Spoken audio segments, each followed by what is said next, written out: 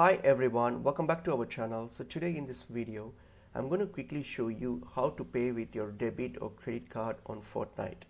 So let's get into the video. So open up Fortnite, so get to the official site and log into your account if you have an account, and then if you want to use your debit or credit card on Fortnite or on Epic Games or their site, so what you can do, you can just make a purchase. So just for example here I'm going to purchase some V-Bucks here for Fortnite. So what you can do, so if you want to make a purchase, so hit on this buy now option so that you get to the checkout.